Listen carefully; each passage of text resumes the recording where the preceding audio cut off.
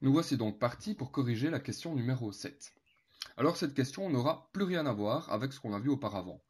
Nous, ensemble, on avait abordé les thèmes notamment de l'énergie, des changements d'état de la matière, forcément des états de la matière, on a analysé un graphique, mais cette fois-ci on va totalement changer d'environnement et on va s'intéresser à la circulation sanguine.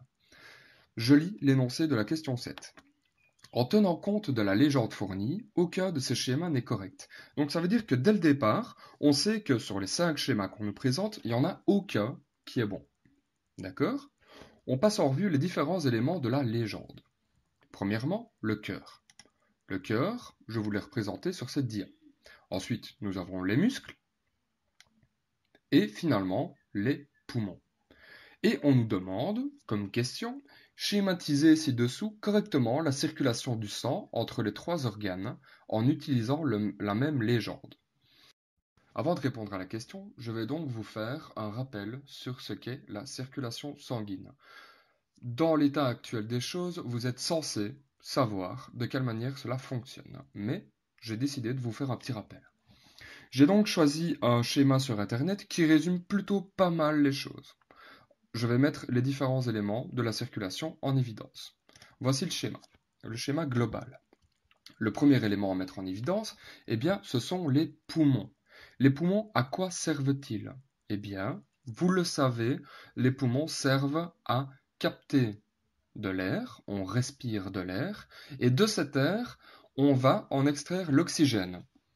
L'oxygène va être acheminé par les veines pulmonaires jusqu'au cœur.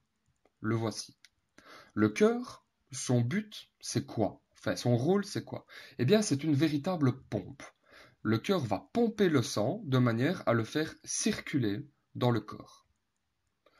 Ensuite, le sang, lorsqu'il passe par le cœur, il est injecté dans les muscles.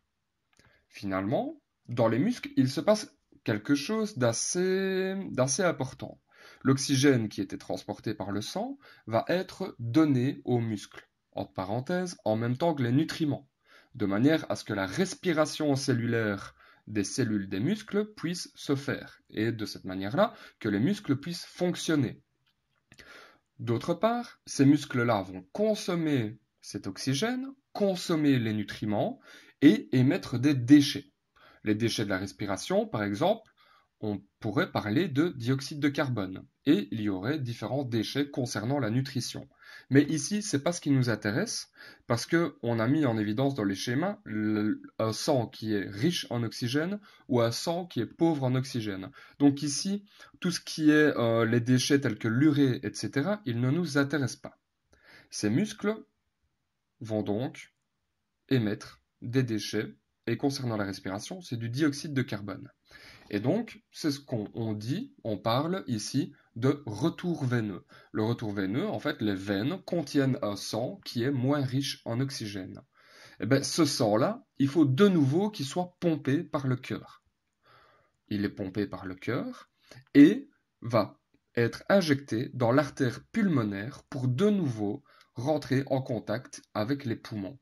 Et de nouveau, les poumons vont réenrichir ce sang en oxygène et ce sang va refaire le cycle par le cœur, les muscles, etc. Et ainsi de suite. Et voici comment le sang se charge et se décharge en oxygène. On sait que ces 5 schémas sont faux. Alors revenons un petit peu à notre rappel. Et là, on va faire l'analogie entre le beau schéma que j'ai été chercher sur Internet et le schéma que vous devez reconstituer à partir de la légende. D'ailleurs, cette légende, je vous l'ai mis en dessous du schéma.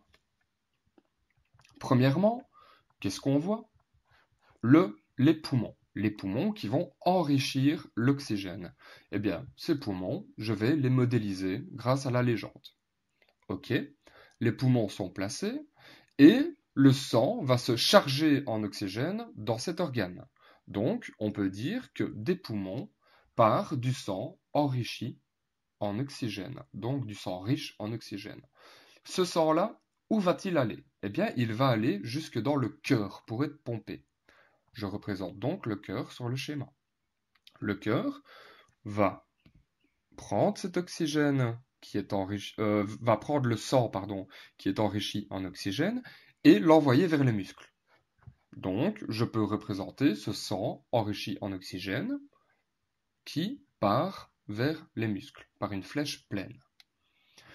Il arrive aux muscles, que j'ai représenté par la forme correspondante, et les muscles vont utiliser cet oxygène-là, et donc forcément le sang va s'appauvrir. C'est ce que j'ai représenté par une flèche en pointillé. Le sang repart jusqu'au cœur, où il va être pompé et finalement réenvoyé vers les poumons, où il pourra se réenrichir en oxygène. J'ai donc répondu à la question numéro 7.